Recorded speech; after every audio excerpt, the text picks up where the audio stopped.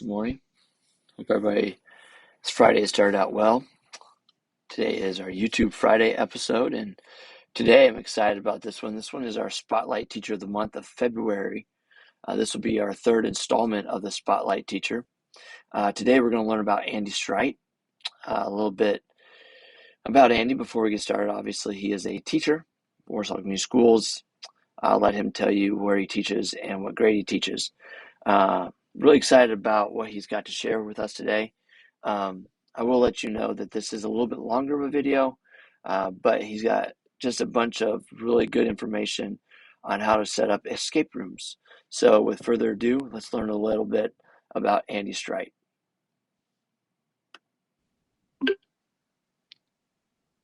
All right. As mentioned in our intro, we have Andy Streit with us today. Andy is a sixth grade teacher at Eisenhower, and he is our February Spotlight Teacher of the month. So if you want to introduce yourself, Andy, a little bit more, and then show us what you've got going on. Sure. So my name is Andy Streit. I've been teaching here at Eisenhower. This is my 27th year, which is crazy. I spent my very first year here, I taught second grade, and then I've been teaching sixth grade now for the last 26 years here at Eisenhower. So been here a long time and plan on staying here until I retire, hopefully. So very good. Now, do you live in the area or do you live outside the area? I live in New Paris, so I got about a half-hour drive here. So that's the only drawback I think about working here in Warsaw is the drive every day. But okay, other than that, I've gotten to the point now where I'm just used to it, so it's just part of my routine at this point. So sweet. Any hobbies outside of education? Yeah, I'm a big time tennis player. I've played tennis probably for the last 40 years of my life. So I do that. That's my summer basically is spent playing a lot of tennis and doing all that. I fish a lot with my dad. I've really in the last couple of years gotten into woodworking. So I tend to build stuff over the summer and just as a way to try to earn a little bit of extra money and stuff. And I usually don't sell a whole lot, but for me it's fun to do. So. Heck yeah, nothing wrong with a little side hustle. Yeah. Do you have any kids, married or? Married. Yep. My wife and I have been married for 25 years. She's the general manager, vice president at Shortine Brock in Milford. And then I have 3 kids. I have a daughter who's 24, just got engaged, so she's going to be getting married. She's a nurse down in Indianapolis. And then my middle son is 21, and he also just got engaged. So we're going to be having 2 weddings within 6 months of each other. Nice. He's a junior at Trine, studying biomedical engineering. And then our youngest son is 15, and his name is Carter, and he's a sophomore at Fairfield High School. And he's big into the band, so he's super excited because Fairfield, they got second place this year in the state in the band competition. So that was kind of very a big cool. deal at our house. Yeah, so very cool. Yeah. Any of your kids play tennis? My daughter did. My oldest daughter played. Once she got out of college, she stopped playing. And then Aaron, my middle son, plays now. So he plays at Trine. He plays 2 singles, 1 doubles for Trine right now. So they've kind of taken over. Carter, we couldn't get Carter into tennis at all. He didn't enjoy it. Wasn't his thing. So he wants to be his own thing. Yep. Very good. All right. So one of the cool things that you showed me on one of our e-learning days was your escape room. Yep. And I thought maybe you might want to share your escape room to us today. Yeah. So I came up with this idea when we were on our 3rd day, when we canceled those 3 days in a row a couple of weeks ago. And by the time sometimes you get to the 3rd day, the kids get tired of, doing the same thing for the 2 days in a row. So I just started Googling a little bit, and let me share my screen with you so you can kind of see what we did. So I was looking for just what would be a unique way to keep the kids interested and still have them learn something. So as I was doing some research, I came across a way to create your own escape room. So, and I'll share this link with you because this is how I figured out how to do it. I found this lady's website actually it was their YouTube video, and it was called Google Slides Bitmoji Escape Room Tutorial. And this is about a 15-minute just video on how to create these escape rooms. So I had never done this before. I didn't have a clue what I was doing. So I just watched her video and I thought, oh, okay, I think I can do this. So what you do is, this is done all through Google Slides. So let me show you the one that I created.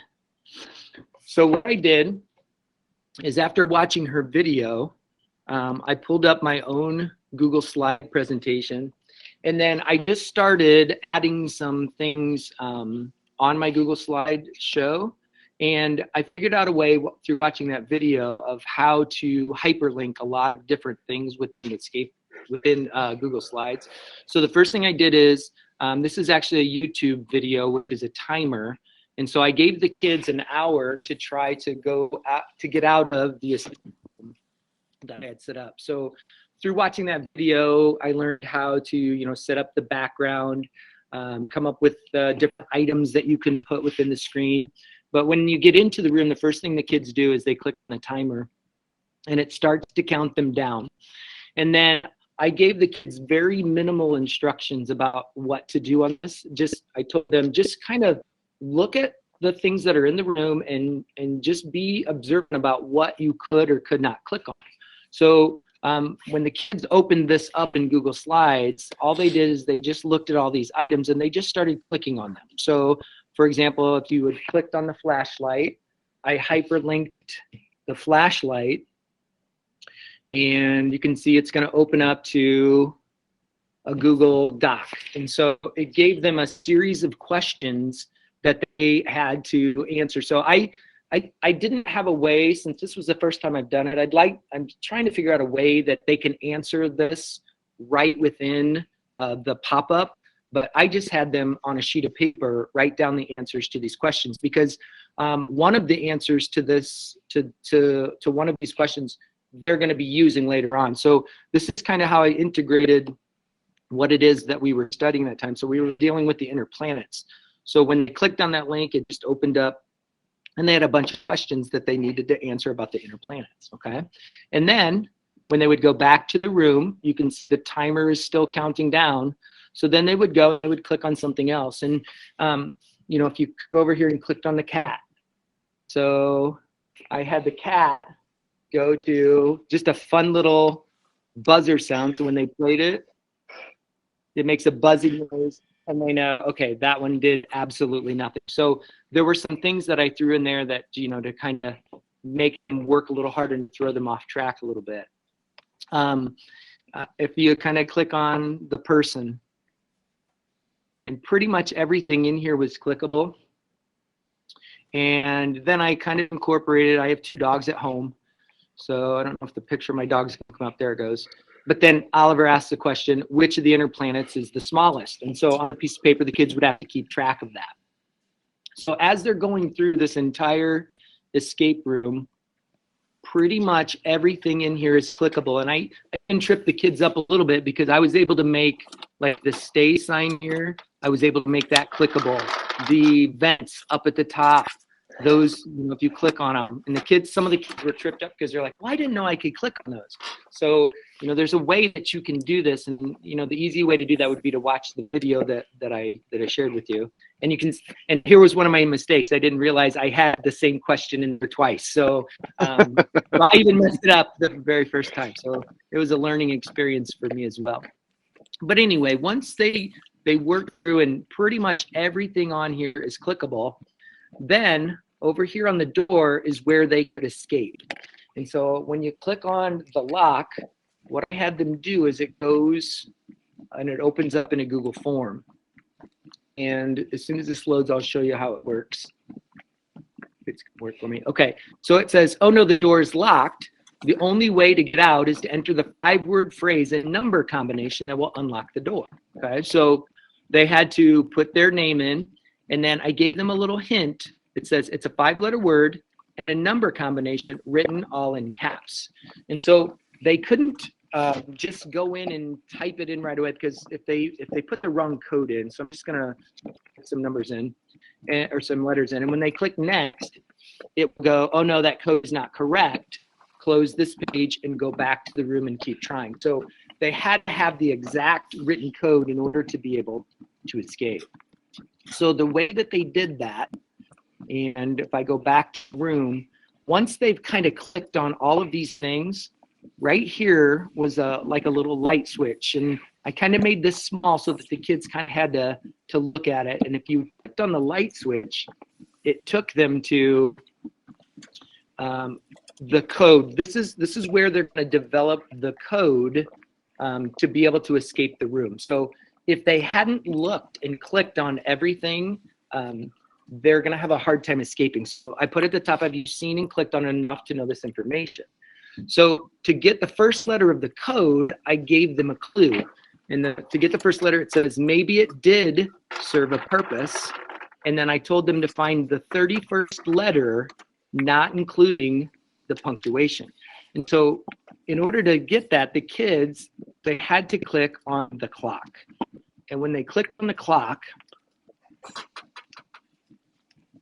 as it loads, it came up with this message. And I'm just trying to be fun with them. It says, why'd you click on this? It serves no purpose. Close me and get back to work. So to throw them off track, but in my code, I actually used that. So maybe it did serve a purpose. So then the kids had to go back to that document and they had to count, find the 31st letter, not including punctuation. So hold on, this is going kind of slow here. So when they started clicking or started counting from the very top, you know, the W would be 1, 2, 3, all the way across, excluding punctuation, that landed them on the capital P. Capital P was the 31st letter. So then they knew on their code, the 31st letter, the first letter of the code would be a capital P, and they would write that down. Okay. And so by clicking on all of these different things, all of these questions could eventually be answered. I thought this one was funny. Letter number 2, the code was babies are funny. And so all I did, I think if I remember right, I think that one might be the stay sign. Nope. That's taking them to a Wikipedia page on Pluto. And you'll notice throughout this whole thing, a lot of my links take them to things about Pluto, because Pluto is actually the key. It was the word they're supposed to be looking for. So it might have been here.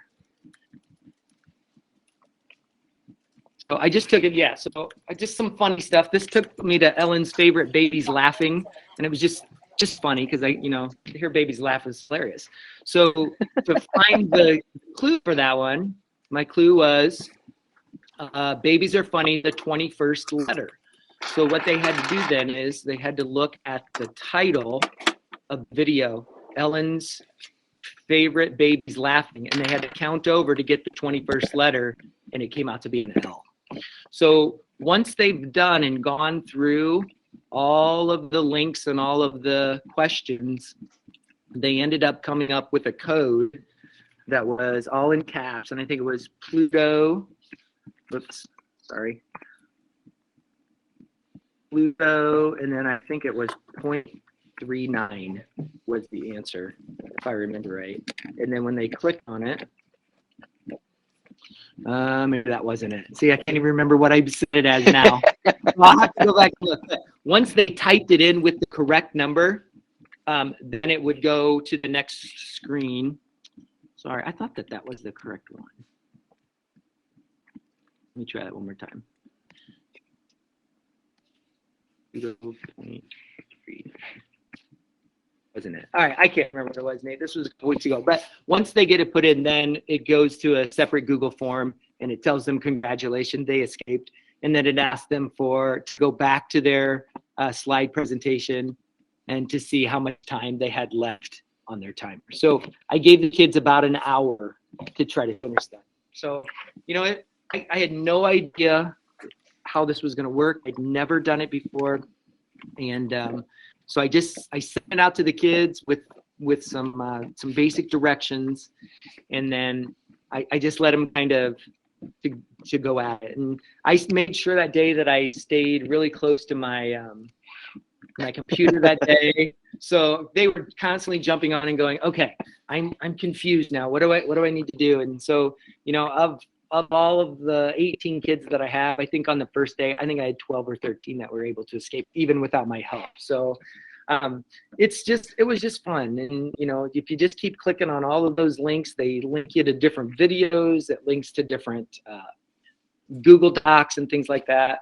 And it was just kind of a fun way to review information that I had already taught to the kids, but they kind of did it in a fun way. And I remember one of my students, Carter Jordan, showed me, he got on Google Meet with me afterwards, and he showed me where he had written all of the answers. And he had like 13 Post-it notes all the way across on his wall. Mr. Streit, look at this. Look at all these notes that I took. So, it was really a worthwhile, thing. The kids had a fun day of trying to figure out the clues and stuff, but they also got to review some content information. So yeah, it was fun. I mean, I would say it probably took me about an hour and a half to create it, but that was just because I didn't know what I was doing. If I were to go and do it now, I think I could probably whip that out in 30 minutes. The biggest part that was hard for me was trying to figure out, okay, where do I want these links to go? What do I want to send them to? Where is it that what do I want the kids to see? Like, a couple of the other links I just sent, like one of them sent them to a picture of a shirt on Amazon that just said, I love Pluto. So I tried to give them all, hints as we went along to Pluto. A couple of them I sent to YouTube. There were a couple of Pluto or planet songs on YouTube. I took them to the Schoolhouse Rock, Inner Planet Janet Schoolhouse Rock video and things like that because I remember watching that as a kid. So I just kind of tried to figure out different ways to get the kids interested in doing it. And it was super fun. So very cool. And did you have, if you had a percentage of participation? You said 13 out of 50. Everybody did it? Yeah, so everybody did it. The next day or the following day, whenever we were back in school, I guess that following Monday, I did sit down at the back table with the 5 remaining kids, and we kind of walked through it a little bit together. But on that first day, I think 13 of the 18 were able to escape. Some of them with some help. Yeah, I mean, there were some that reached out to me several times, but I think there were probably 5 or 6 that never reached out to me at all. They figured it out on their own. So well, cool. And escape rooms are fun. I mean, if you've ever gone and done your own escape room, it's a really, really good time. So the kids enjoyed it. So it was a great activity. I'll do it again. Oh yeah. And I know that. So you kind of caught me on this. I'm like, I'll start doing a little research on it. And there's some elaborate ones that are done on slides, and they go really deep. It's like, holy smokes. But I mean, it's another way to obviously integrate technology in your classroom, and then escape rooms are popular right now to the point where it catches those kids. So I could see why they would definitely be interested in it. So yeah, it was a lot of fun. They enjoyed it a lot, and they were begging me, "Oh, can we do another one?" And I'm like, "We will at some point." But I had that a day before we were off to plan it, so I had time that day to plan it. Right. So when I have that time, I'm certainly happy to do that. But plus it'd be something to think about on our planned e-learning days too. Right.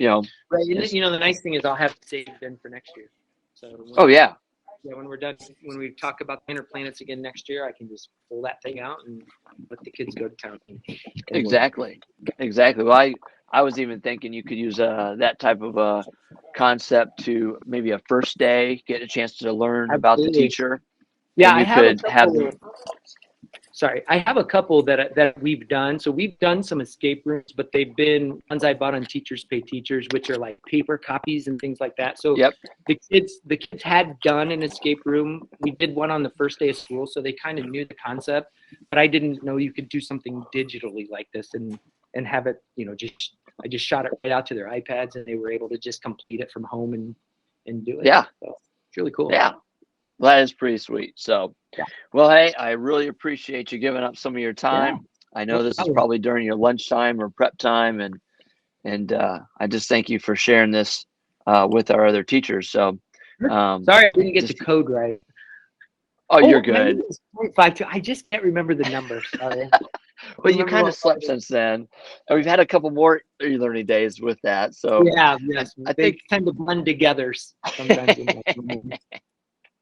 Well, thank you again Yeah, hey, I'll send sharing you your knowledge today. let me send you the link for that YouTube Okay. video because I didn't really explain how to create it, but this lady that it's a short, it's like 15-minute video, and she just kind of walks you through how to do it.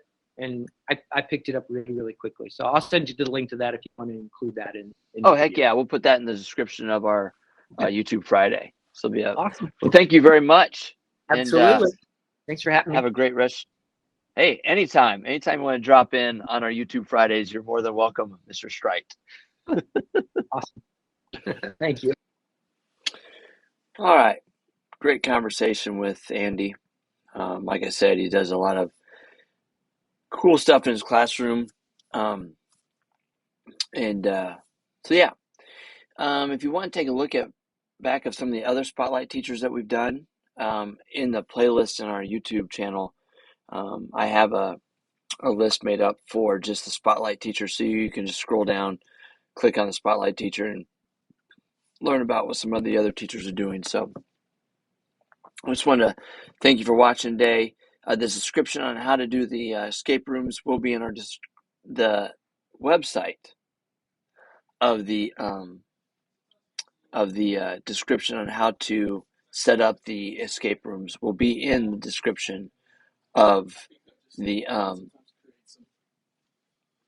will be in our description of the YouTube today. So, hey, thanks for watching. I know this was just a little bit longer than our normal one, but like I said, Mr. Strite has some really good information in there, and you could see how that escape room works. So, have a great weekend. Thanks again for all you do. Remember, if you need any help, just holler, let me know. Um, and we will look forward to next month's Spotlight Teacher. Thank you very much, and have a great weekend.